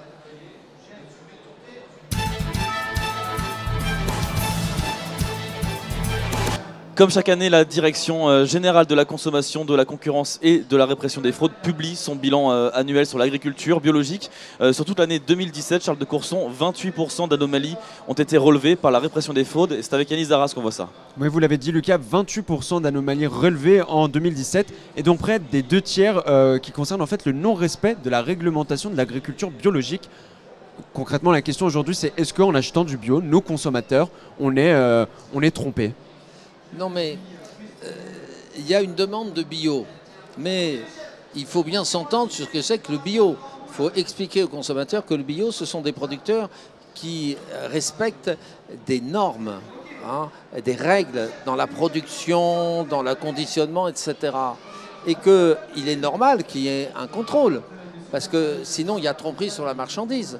Si des producteurs ne respectent pas les chartes, ce n'est plus du bio. Voilà, avec tout le problème de la définition du bio. Et ce sont des règles qui sont reconnues. Pour vous, vous définissez comment alors une agriculture biologique? Une agriculture biologique, c'est celle qui respecte un cahier des charges qui permet de réduire au maximum un certain nombre d'utilisations, que ce soit des produits phytosanitaires ou autres, mais il y a un minimum nécessaire. Je vais vous donner l'exemple de la viticulture champenoise. On fait un peu de bio en Champagne, mais quand vous regardez la charte, que ce soit en Champagne ou ailleurs, pour les vins biologiques, par exemple, il y a le problème du cuivre. Mais c'est quoi alors? C'est les règles, elles sont trop difficiles à être respectées aussi? Non, ce n'est pas un problème de difficile à respecter. C'est que même dans l'agriculture biologique, il ne faut pas faire croire qu'il n'y a aucun produit phytosanitaire ou aucun. Je vous donnais l'exemple du vin bio, ils ont recours au cuivre pour traiter un certain nombre de maladies. Donc il faut être pragmatique, si vous voulez, et voir filière par filière, type de produit par type de produit, jusqu'où on peut aller en l'état actuel des connaissances. Voyez, mais ne pas dire que le bio c'est un absolu. Ça ne l'est pas. C'est une amélioration par rapport à d'autres techniques. Alors pourtant, c'est un marché qui est en pleine expansion. Vous l'avez souligné, en 2017, il a augmenté de 17%. Et pourtant, ce genre de scandale, de mini-scandale, peut freiner le bio. Alors comment on peut aujourd'hui soutenir justement notre agriculture biologique française? C'est un problème aussi de discipline professionnelle, vous le disiez vous-même. Comment est-ce qu'on a découvert cela? Par les contrôles. Or, quand vous vous engagez à respecter une charte, il est inclus dans la charte le contrôle, et le contrôle périodique, qui atteste que vous avez bien respecté la charte. Si vous n'avez pas respecté la charte, vous n'êtes plus un produit bio. Alors le problème aujourd'hui, vous le dites, c'est respecter la charte. Il y a beaucoup de réglementations et pourtant nos agriculteurs, ils ne sont pas forcément aidés par le gouvernement. On se souvient, il a supprimé notamment quelques aides envers les exploitations biologiques. Est-ce qu'aujourd'hui, on a besoin de remettre un coup de pouce à l'agriculture biologique pour les aider justement à répondre aux réglementations? C'est un marché porteur. Vous voyez, pour le moment, ce n'est que quelques pourcents. Il ne faut pas faire croire que... Ça représente quand même 8,3 milliards d'euros rien qu'en France l'année dernière, en 2017. Mais on est à quelques pourcents du grand marché des produits alimentaires. Et donc, il y a une demande de bio, elle est différenciée selon les domaines, il faut y répondre. Parce qu'actuellement, vous savez qu'on importe du bio. C'est-à-dire que la France n'est pas autosuffisante en matière de bio. Donc ça veut dire qu'il y a un effort. Pourtant, on est le premier producteur agricole en Europe. Peut-être, mais ça montre qu'il y a un problème de vitesse d'adaptation, parce que vous ne passez pas d'une agriculture classique à une agriculture bio comme ça du jour au lendemain. Il faut en général près de 4 ans. Vous voyez, donc il faut du temps. Et c'est vrai que du point de vue des politiques des gouvernements successifs, qui ont essayé d'encourager le développement du bio, il y avait des aides. Vous savez qu'on mettait 18 mois, 2 ans pour les verser. Moi, j'ai encore chez moi des agriculteurs qui ont fait une conversion bio, qui ont toujours rien touché. Donc, si vous voulez, c'est très lourd. Parce que tenir 4 ans, d'ailleurs... Et c'est bien ça le problème, vous le dites, c'est très lourd. Progressivement, avec d'ailleurs le problème des agriculteurs qui ont une partie de la ferme en bio et une partie qui n'est pas en bio. C'est pas simple, hein. C'est pas simple du tout. Parce qu'il y a des problèmes, si vous voulez, d'assolement, de rotation, enfin je ne vais pas rentrer dans les détails. Et donc, il faut les soutenir, ceux qui veulent. Et comme il y a une demande, il faut y faire face. C'est quand même paradoxal que la France n'arrive pas à répondre à la demande bio. Dans la question, Yanis? Oui, vous le dites, hein, c'est compliqué. Donc, ça veut dire quoi? Que dans les années à venir, est-ce qu'on doit s'attendre à ne pas pouvoir se passer de pesticides en quelques mots? Je vais simplement dans notre agriculture française. Oui, mais là encore, il faut du pragmatisme. On a besoin de produits de lutte contre un certain nombre de parasites. Parce que si vous ne luttez pas contre ces parasites, vous pouvez avoir un effondrement de la production. Voilà. Donc on en a besoin. Et quand on veut interdire, parce que les études montrent que tel produit a des inconvénients en termes de santé publique, encore faut-il trouver un produit de substitution qui ait des effets moindres que celui qu'on doit remplacer. Or, vous avez des domaines dans lesquels on n'a pas encore trouvé cela. Donc, il faut être pragmatique et prudent et ne pas se lancer comme on l'a vu sur le glyphosate. Le glyphosate est un exemple extraordinaire. Oui. Premièrement, je ne pense pas que ce soit au Parlement et à des députés. On n'est pas des spécialistes de ces questions. Il faut des autorités indépendantes. Donc le mot juste, c'est donc être pragmatique. Être pragmatique et trouver les bonnes solutions empiriques, voilà. Secteur par secteur, pour améliorer la situation. Voilà. Ça sera notre mot de la fin. Voilà. C'est entendu. Merci beaucoup, Charles de Courson, et merci, Yanis Darras. N'hésitez pas à tenir le micro un peu. À 100 jours des élections européennes, les premiers sondages appuient la tendance des dernières années. La République En Marche et le Rassemblement National arrivent en tête des intentions de vote, malgré un manque d'intérêt des Français pour ces nouvelles élections, Yanis. Oui, et on le voit d'ailleurs, les élections européennes, elles sont beaucoup absentes des débats ces derniers temps. Pourquoi? Vous savez, la France a toujours eu du mal à comprendre qu'une partie des problèmes que nous avons à affronter, on ne peut pas trouver des solutions dans un cadre purement européen, purement national. Il y en a toute une série de domaines dans lesquels, prenez l'immigration, ceux qui croient qu'on va résoudre le problème de l'immigration en se repliant chacun sur nos frontières, on échouera collectivement. Il y a d'autres secteurs dans lesquels on est parfaitement capable de gérer nos affaires. Il n'y a pas besoin de l'Union européenne pour gérer nos affaires en matière d'enseignement, pour prendre un exemple très Donc très si concret. les Français sont autant désintéressés des élections européennes, c'est avant tout parce que nos politiques ne nous incitent pas à aller participer aux élections européennes. Je crois que trop d'hommes politiques de toutes bords, dès qu'il y a un problème en France, on vous explique que c'est la faute de l'Europe. C'est pas eux. Y compris les ministres qui étaient autour de la table lorsque les directives communautaires ont été approuvées. Donc, faut être un peu responsable. On a une classe politique qui, globalement, n'a pas assez dit et redit qu'on a besoin d'Europe. D'ailleurs, nos amis anglais sont en train de se rendre compte des conséquences de quitter l'Union. S'ils veulent quitter l'Union, ils quittent l'Union. Encore aurait-il fallu, lorsqu'ils ont voté, qu'ils soient éclairés sur les avantages et les inconvénients. Il y a un manque de pédagogie sur l'Union européenne de la part des politiques. Et je trouve un manque de responsabilité. Vous voyez, moi je suis profondément pro-européen parce qu'il y a toute une série de questions dont on voit bien qu'on ne peut pas les résoudre. Prenez les GAFA. On parle depuis des années de la taxation des GAFA qui échappe en fait. On voit bien que le minimum, ça serait un cadre communautaire où on définirait une assiette commune, un taux d'IS commun et on se repartirait le produit. Pourtant, ça a l'air difficile à mettre en place et surtout pour les Français, ça ne leur parle pas. Mais il faut expliquer concrètement les avantages de l'Union européenne. Les Français, quand ils vont en Allemagne, en Belgique, etc., ils voient qu'appartenir à un espace commun présente beaucoup d'avantages. Prenez l'euro. Si on revient chacun à ses monnaies nationales, on voit toutes les conséquences en termes de dévaluation, de réévaluation, etc., qui font que les entreprises ont des surcoûts et en plus perdent la compétitivité ou pas en fonction non pas de leurs efforts internes de compétitivité, mais en fonction de parité monétaire que personne ne maîtrise. Vous voyez, donc il faut montrer tous les avantages de l'Union européenne. Pourtant aujourd'hui, voilà, vous nous dites qu'il faut montrer tous les avantages de l'Europe. Pourtant, tout le monde pointe les défauts de l'Europe aujourd'hui. Mais alors, comment on peut mettre justement sur la table les avantages et les défauts de l'Europe? J'ai toujours essayé dans ma vie d'être équilibré, vous voyez. Il faut en montrer Pourtant, les le discours aujourd'hui, il ne l'est pas. pas équilibré. C'est peut-être que nous n'avons pas assez d'hommes politiques responsables, vous voyez, et qui expliquent que le repli sur soi, on a tenté cette politique dans les années 30, on a vu les brillants résultats. C'est-à-dire que tout le monde aggravait la crise chez les autres et qui a fini par la guerre, les affrontements entre nations et un désastre pour l'ensemble de l'Europe. Voilà. Donc il faut quand même de temps en temps un peu réfléchir et ne pas aboyer avec ceux qui aboient. Ce que j'appelle les populistes qui vous expliquent que s'il y a des problèmes en France, c'est toujours la faute de l'autre. La faute des Anglais, c'est la faute des Allemands, c'est la faute, etc.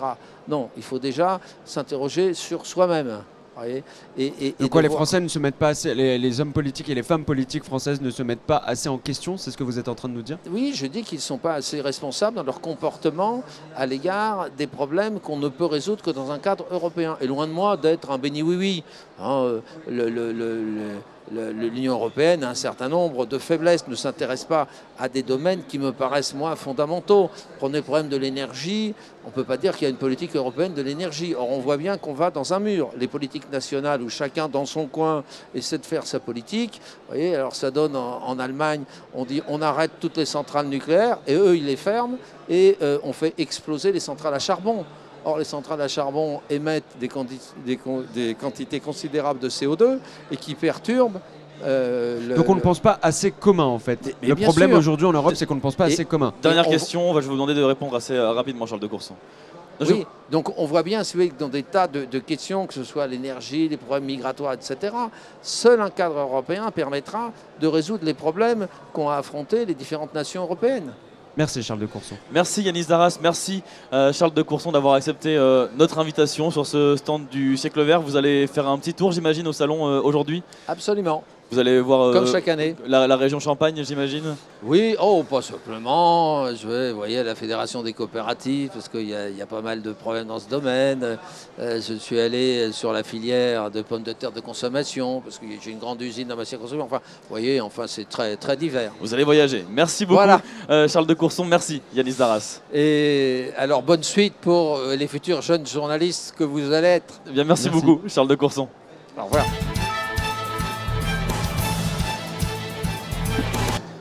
Dans quelques instants, nous serons avec Jérémy Richalet et Sophie Cucheval pour parler financement participatif. On sera également en duplex de nouveau avec Alban Gamet de Saint-Germain, Dimitri Hainaut et Tessa Ibar. Puis on parlera également protection des plantes avec Eugénia Pomaret qui est directrice générale de l'UIPP. Tout ça c'est dans quelques instants, restez avec nous.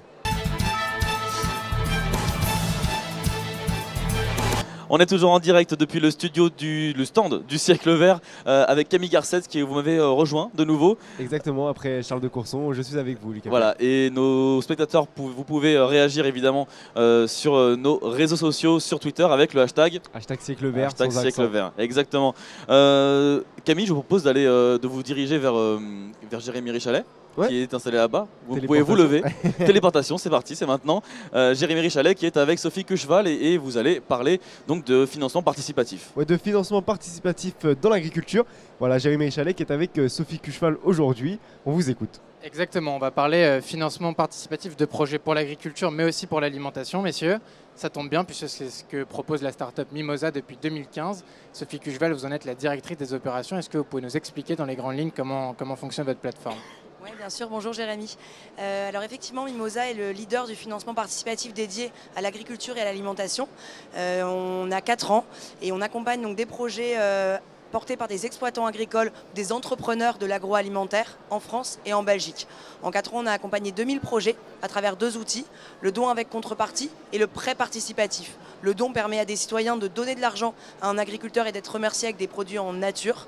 Et le prêt participatif permet aux citoyens de prêter de l'argent à l'agriculteur et d'être remboursé ensuite sur une durée donnée, à un taux d'intérêt donné. C'est vraiment un outil de placement finalement 100% dédié au monde agricole.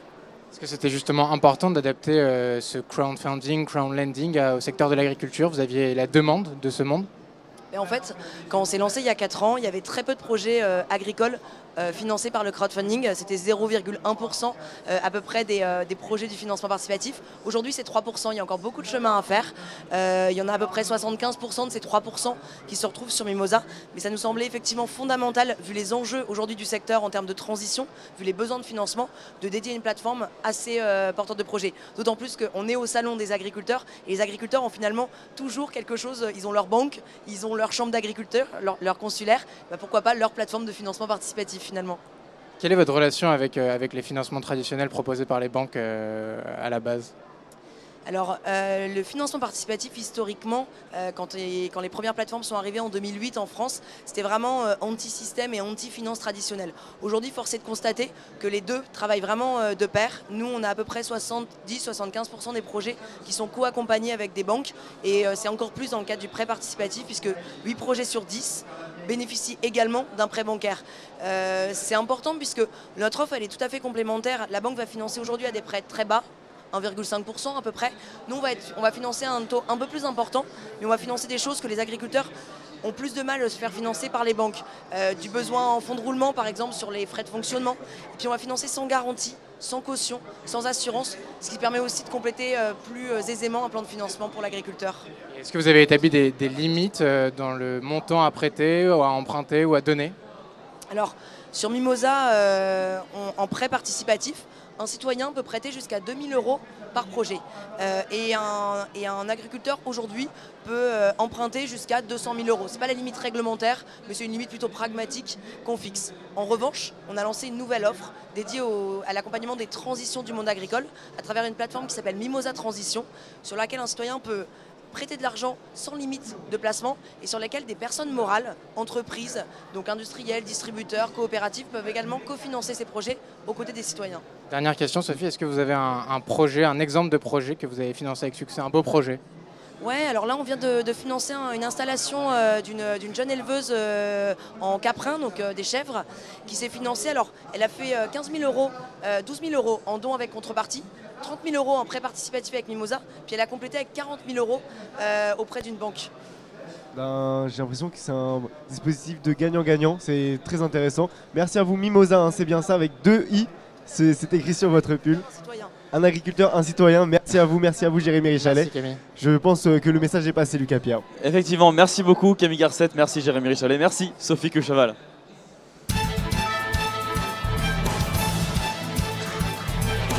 Camille, on est maintenant avec Eugénia Pomaré. Bonjour. Bonjour. Vous êtes directrice générale de l'UIPP, donc l'Union des industries de la protection des plantes. Yanis Darras, vous êtes aussi avec nous et vous avez quelques questions à poser. Oui, bonjour Eugénia Pomaré. Alors, Lucas l'a dit, hein, vous êtes donc directrice générale de l'UIPP, donc l'Union des industries de la protection des plantes. Concrètement, qu'est-ce que c'est l'UIPP pour un public comme au Salon de l'Agriculture qui ne connaît pas forcément cet institut? Alors, c'est un syndicat professionnel qui rassemble les entreprises qui fournissent aux agriculteurs des solutions pour la protection des plantes. Et donc, vous avez effectivement dans ce syndicat des entreprises de taille internationale, Bayer, Syngenta, BASF, Corteva, mais aussi des entreprises françaises de Sangos qui sont là aujourd'hui aussi pour dialoguer avec le public et expliquer l'utilité de ces produits. Alors, l'UIPP a fondé il y a 2 ans maintenant donc, le studio Siècle Vert. C'est important pour vous d'être là aujourd'hui, d'être représenté au Salon de l'Agriculture? Tout à fait. Alors, c'est la 2e année que nous sommes ici avec un stand en propre. Pourquoi un stand en propre? Nous nous sommes rendus compte que sur des sujets autour des phytosanitaires, autour des pesticides, parce que c'est comme ça que l'opinion publique nous interpelle, il y avait besoin effectivement de communiquer directement en tant qu'entreprise, en tant que secteur économique, vers le grand public et expliquer le fondement même de notre métier. Donc c'est de mettre à disposition bien sûr des agriculteurs des produits, des solutions. Ça ne se limite pas forcément uniquement aux produits, mais à tout l'accompagnement technique qui permet à l'agriculteur de disposer des solutions. Et donc cette action s'est insérée l'année dernière dans le cadre d'un projet. Tout d'abord un stand au salon, ensuite une exposition que nous avons tenue à Paris et aussi l'ouverture des portes de nos usines et centres de recherche. Donc beaucoup de choses, vous nous l'avez dit. Est-ce que c'est surtout une façon aussi de verdir un peu l'image justement de certains de vos adhérents? Je pense notamment à Bayer. Alors c'est une action pour être en dialogue permanent avec les citoyens qui nous interpellent, pour aussi donner la possibilité à la profession agricole d'expliquer les contextes dans lesquels ils travaillent. Et nous avons d'ailleurs aujourd'hui des agriculteurs sur notre stand qui sont des agriculteurs bio, qui sont des agriculteurs en conventionnel. Ce qu'on essaie d'expliquer aux citoyens, c'est qu'il n'est pas possible de conduire une culture en France, quelle qu'elle soit, en bio ou en conventionnel, sans avoir à un moment ou à un autre des solutions adaptées. Alors, quand on est en agriculture biologique... Mais une solution adaptée, ça ne passe pas forcément par l'utilisation de pesticides. Absolument. Une solution adaptée peut être tout simplement connaître exactement la maladie, le ravageur qui est en train d'impacter la culture, de suivre comme un peu en diagnostic médecine humaine le seuil d'atteinte de la culture et se dire là j'ai pas besoin de traiter parce que par exemple l'insecte, le ravageur ne va pas produire des effets néfastes. Pourtant on l'a vu avec Charles de Courson qui était juste là avant vous, même dans l'agriculture biologique on trouve encore des traces de pesticides. C'est inquiétant pour vous ou pas? Alors pas du tout inquiétant dans la mesure où... Parce que c'est pas un peu tromper le consommateur justement en lui disant qu'il achète du biologique et au final on retrouve encore des traces, des résidus de pesticides? Alors tromper le consommateur serait de dire qu'il n'y a pas d'utilisation de produits phytosanitaires, de pesticides en agriculture. Ça, c'est tromper le consommateur. Et il faut être très clair avec le consommateur, qui d'ailleurs est très éclairé et qui cherche des informations. Et c'est pour ça que nous sommes en contact direct avec lui. Que ce soit en agriculture biologique, conventionnelle, en circuit court, si des maladies aux ravageurs ou infestantes sont là, il faut prendre une décision qui peut être la décision de traiter. Alors l'agriculteur, quand il traite, il va utiliser des substances qui sont homologuées, qui sont soumises à autorisation de mise sur le marché. En plus, l'agriculteur, c'est quelqu'un de formé. L'agriculteur, il a été formé à l'utilisation de ces produits. Donc, il n'utilise pas les produits n'importe comment. Il va décider de l'utiliser. Donc, ça reste des produits dangereux, comme s'il a besoin d'être formé, justement. Alors, bah oui, effectivement, les machines peuvent être dangereuses. Conduire un camion peut être dangereux. Et donc, c'est de l'utilisation professionnelle pour les agriculteurs. Alors, effectivement, les produits sont dangereux. Et c'est pour cette raison qu'ils sont évalués. Et ils ne sont mis sur le marché que si la gestion du risque permet de les utiliser effectivement, maîtrisant les risques pour l'environnement. Donc l'environnement, c'est quoi? L'eau, le sol, la biodiversité, l'air. Aussi le risque humain. Donc on va évaluer, les agences vont évaluer les produits en fonction du risque pour l'applicateur, qui va être le premier exposé, mais aussi pour nous tous, consommateurs finaux des produits agricoles. Donc, les consommateurs, justement, ils ont peur pour leur santé. Hein. On le voit notamment avec le scandale du glyphosate. Concrètement, aujourd'hui, est-ce qu'ils ont raison de s'inquiéter? Il y a un climat anxiogène, on ne va pas l'occulter, il y a un climat anxiogène qui effectivement inquiète les consommateurs. Ceci dit, de l'expérience de l'année dernière, et c'est confirmé aujourd'hui, quand nous avons des consommateurs qui nous questionnent, comme je dis, on a un discours de vérité. Le discours de vérité, c'est qu'il n'est pas impossible de conduire une culture sans utiliser... Mais le problème, c'est que quand les consommateurs recherchent des informations sur certains pesticides, ils trouvent parfois qu'ils sont cancérigènes. Oui. Aujourd'hui, c'est inquiétant quand même. On peut pas simplement dire que... Non, c'est pas en soi inquiétant parce qu'il faut distinguer le caractère intrinsèque d'un produit.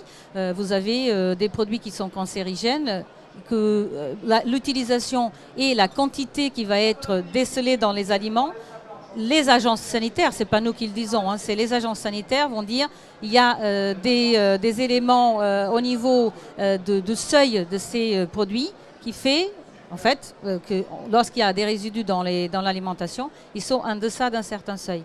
Yanis, tout à l'heure vous parliez de pesticides dans l'agriculture biologique. C'est vrai, il me semble que c'est un certain taux, on ne doit pas dépasser un certain seuil. Est-ce que justement on est sûr que c'est vraiment pas nocif pour la terre et pour les consommateurs?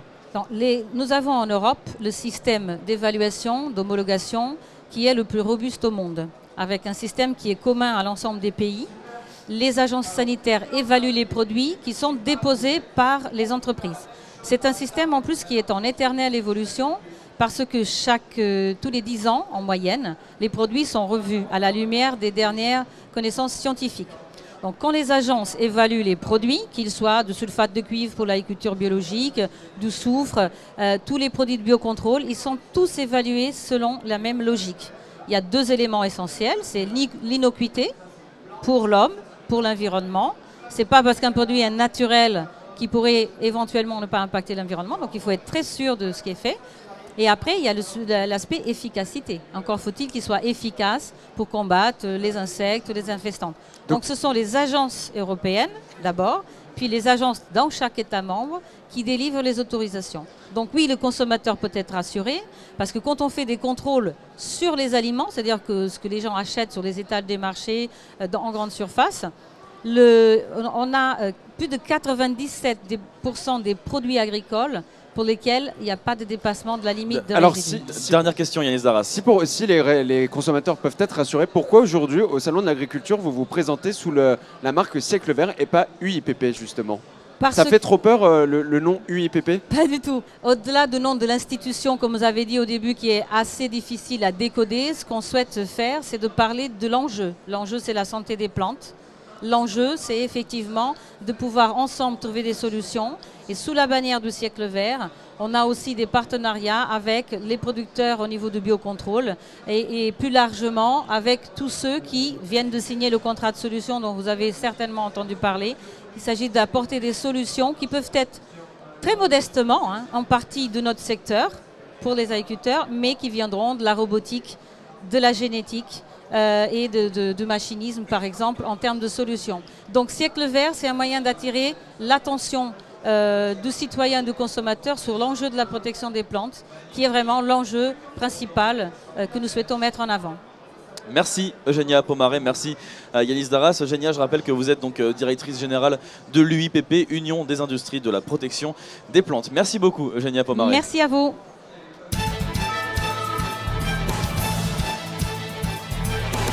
Et on retrouve donc tout de suite Alban Gamet de Saint-Germain. Notre aventurier. Notre aventurier Alban Gamet de Saint-Germain, Dimitri Hainaut et Tess Saïbar. Alban, est-ce que vous êtes avec nous? Oui, Lucas. Ah. Est-ce que vous m'entendez, Lucas? Très très bien, c'est Dimitri qui est avec nous, pas Alban, pardon. Et ah oui, il y a un dromadaire là, ou un chameau, un des deux. Lucas, actuellement, voilà, vous l'avez compris, j'ai remplacé Alban, je suis là pour lutter contre la peur des poneys. Je l'ai remplacé, je suis accompagné donc de Yann, qui est aussi responsable de la camellerie, on peut voir, voilà, on ne parle pas de petits chiots. Bonjour Yann, alors du coup, c'est votre deuxième salon. Comment ça se passe? Pourquoi il y a des chameaux et des dromadaires donc, sur le salon de l'agriculture? L'association a pour but donc de montrer au public, de faire découvrir les camélidés et puis de montrer au public qu'il y a d'autres agricultures, qu'il y a d'autres productions, notamment laitières, lainées ou tout simplement, en fait on retrouve un cheval, une vache et un mouton dans le même animal. Voilà, un truc assez complet. Et vous avez combien d'animaux là donc sur cette année sur votre stand? Ici on présente 7 dromadaires et chameaux, dont 3 petits de l'année. On a aussi quelques chèvres de Sicile, d'Italie, des vaches africaines comme les Watusi, des zébus. Ensuite on a aussi des lamas et des ânes miniatures qui sont tous issus de notre élevage. Voilà. Comment ça se passe la gestion des animaux au niveau de la nourriture? Qu'est-ce qu'ils mangent? On voit ils ruminent un peu comme les vaches, on en parlait tout à l'heure. Comment ça se passe la nourriture et comment on entretient justement ces animaux au salon de l'agriculture au quotidien? Alors en effet, ce sont des ruminants, au moins assimilés. Ils mangent donc du foin, de la paille, de l'herbe, quelques feuilles et arbustes, quelques haies. Notamment, ensuite, ici, les exposants ont la chance de ne pas gaspiller leur pain puisqu'ils mangent du pain et quelques carottes en récompense. Voilà. Le bon filon, ils ont chopé le bon filon. Donc, vous nous le disiez également tout à l'heure, vous êtes du Nord, on peut vous retrouver. Comment ça se passe? Vous avez une sorte un peu de coucou toi, de haras avec les animaux et on vous retrouve là-bas, on peut visiter, on peut voir, on peut faire des promenades éventuellement. Enfin, comment ça se passe votre association justement? On est installé donc sur 5 hectares et on a pour but, donc du coup l'association elle est ici, elle a monté un stand dans lequel elle vend quelques produits dérivés, notamment des savons qui sont faits au lait de chamel. Vous pouvez ici venir goûter du lait de chamel, acheter un t-shirt comme celui que je porte tout de suite et avec ceci permettre à l'association d'évoluer et de pouvoir recevoir du public, puisque l'idée c'est qu'avec tout ça on avance, on achète une salle de réception, des toilettes, on fasse un parking, qu'on puisse accueillir les enfants, puisque c'est notre but, c'est de apprendre au public, notamment aux enfants, qu'il y a d'autres animaux en France, d'autres élevages, Et donc voilà, on est installé sur 5 hectares à Fény dans le nord de la France, donc on est à 20 minutes de Valenciennes. Faire découvrir les animaux. Vous nous parliez également, on voit, je ne sais pas si Tess peut le montrer, sur le côté, on a des petites boules sur la peau de l'animal. Voilà. Et justement, certains peuvent penser que c'est de la saleté, alors que pas du tout. Vous nous expliquez hors antenne que c'est carrément autre chose. Voilà, tout à fait. Donc ce n'est pas de la saleté, c'est en réalité des renforts que l'animal a pour pouvoir se coucher tranquillement sans se blesser, tout simplement. Donc c'est de la peau qui a durci. Donc c'est le cuir en fait qui se durcit comme un peu le dessous des pieds chez les humains si on marche à pieds nus, et ça va permettre du coup d'amortir son poids sur le sol quand il se couche. Voilà. On voit il y a quand même sacré bestiaux derrière moi. Au niveau de la taille, ses dimensions, c'est quoi? Parce que quand même on s'en rend pas compte, mais il est vraiment très grand. Au niveau de ses dimensions et de son poids, ça représente quoi? Donc c'est Melchior, c'est notre plus grand dromadaire. Et, il est à 2 mètres à peu près au niveau du garrot, donc tout en haut des épaules, 2,30 m à la bosse. On est sur 850 à 900 kg. Voilà. Oui. Ah oui, donc il y a Melchior, et puis Alban Gamet de Saint-Germain, vous étiez également avec d'autres dromadaires, et vous en avez rencontré un que vous appréciez beaucoup. Oui, j'ai pu discuter un petit peu avec Claire. Claire, voilà, qui est derrière nous, très sympa. Écoutez, voilà, je me suis fait des potes. Alors Claire, par contre, je lui propose un soin dentaire pour la prochaine fois qu'on prendra un verre ensemble. Mais voilà, très... Voilà, Claire qui est ici, il y a Melchior derrière, il y a beaucoup de monde. Mais merci beaucoup Yann, donc on vous retrouve sur le pavillon 5.2 tout au fond, vous le verrez tout de suite, hein. Il y a tous les animaux, Dimitri, ça se remarque très vite, faut pas hésiter à venir exactement. Merci beaucoup Yann, donc, de l'association La Camellerie. Dimitri, il y a beaucoup d'animaux, vous pouvez les caresser. Dimitri, j'ai une question à vous poser. Hein, voilà, on vous l'annonce tout de suite. Vous ne m'entendez pas du tout. Dimitri, vous m'entendez? Il vous reste une question peut-être. Oui, j'ai une question à vous poser. Avant le salon avec Alban Gamet de Saint-Germain, nous parlions d'un défi. Extrêmement mal Lucas Pierre, je vous le dis tout de suite. Bon, je pars du principe que bon, tant pis. Vous voulez qu'on détaille. C'est pas grave. Merci Dimitri Hainaut. On va terminer là. Alban Gamet de Saint-Germain qui se fait des nouveaux amis. Je crois qu'Alban va repartir avec soit il va avoir chez vous, soit il va repartir avec un animal. Donc voilà. Merci Dimitri Hainaut. Merci. Ils sont disponibles. Il y a des peluches sur le côté. Merci Dimitri. Voilà, donc des produits derrière. N'hésitez pas à venir, pavillon 5.2, tout au fond du pavillon 5.2, au 2e étage donc, du pavillon 5, avec tous les animaux qui sont ici. Donc vous avez des dromadaires, des chameaux et plein d'autres animaux encore que vous pouvez venir voir et caresser, tout ça avec l'association La Camellerie.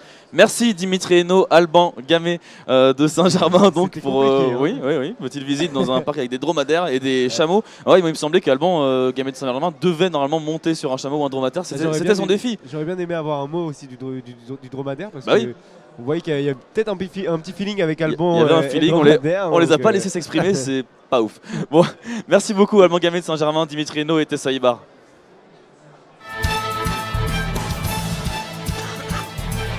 Pour finir, Camille Garcette, c'est l'heure du programme de la journée avec Bastien Cochet. Et Manon Blanchis présente les régions et Bastien Cochet nous fait un petit récap. Donc on vous écoute Bastien, allez-y. Rebonjour Lucas, rebonjour Camille. Donc pour ce 5e jour de Salon de l'Agriculture, je vous propose de découvrir autre chose que de la nourriture ou des boissons.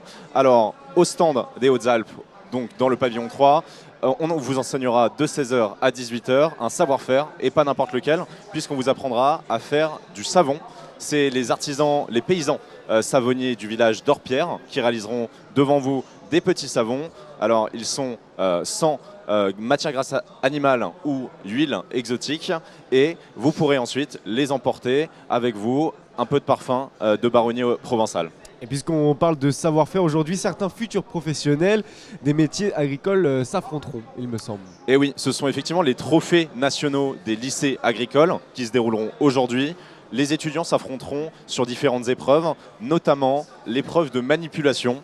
Alors, ce n'est pas une épreuve faite par l'hypnotiseur Cyril Arnaud que nous recevrons samedi et qui vous manipule, mais en fait, c'est une épreuve qui consiste en la manipulation d'un bovin par des élèves, donc puisque ce sont des lycées agricoles, dans le respect à la fois des règles de sécurité, de l'ergonomie, mais aussi bien sûr du bien-être animal. Et ça se passera pavillon 1 de 16h à 19h. Et puis plutôt qu'à côté gastronomie, on pourra découvrir un produit d'excellence qu'on raffole ici, c'est la truffe. Effectivement, le syndicat des trifficulteurs trufficulteurs drômois mettent en avant la truffe noire. Il y aura une exposition pour découvrir ce produit d'excellence, des recettes et des dégustations. Alors à la carte, on aura brouillade à la truffe, ravioles à la crème truffée. Ça a l'air très bon. Qu'est-ce que c'est bon. Qu'est-ce que La c'est truffe, bon. c'est très très bon. Je sais que vous en raffolez. Et des rencontres bien sûr avec des trufficulteurs pour connaître leur métier et en savoir plus sur le fameux diamant noir. Ça se passera pavillon 4, stand B9 et ce sera toute la journée. Et pour finir, comme tous les jours, il y aura des activités pour occuper les enfants parce qu'il faut bien les occuper pendant le salon. Et oui, et aujourd'hui encore, ce sont les abeilles qui sont à l'honneur. Le lieu, pavillon 2.2, stand E9. Quand toute la journée. Et oui. Et comme d'habitude. Et pourquoi faire? Eh bien, après l'extraction de ruches que je vous avais présentée hier, aujourd'hui, ce sera l'essayage d'une combinaison d'apiculteurs. Voilà, il y aura taille adulte et taille enfant pour pouvoir se mettre dans la peau d'un apiculteur. Ce sera d'ailleurs accompagné par des apiculteurs pour encore faire de la sensibilisation autour des abeilles. Et il y aura un petit tirage au sort en plus pour tous ceux qui participent. Ce sera à 18 h pour gagner une cure de 15 jours de gelée royale française. Une cure. C'est en fait la gelée royale, c'est plein de bonnes choses. Vous faites une cure de 15 jours et comme ça vous êtes en forme. Ah voilà, ouais, c'est ça. Oh bah, Très bien. Merci Bastien Bon Cochet. bah c'est noté, oui, on merci apprend tous les beaucoup. jours. Oui. Avec Hippo Quiz ou avec Bastien Cochet? Avec moi. J'espère que votre programme est fait. Du coup, merci beaucoup, Bastien Cochet.